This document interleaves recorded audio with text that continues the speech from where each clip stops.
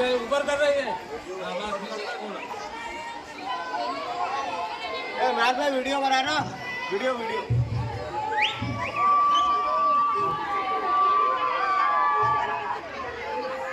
चल शोर मत करो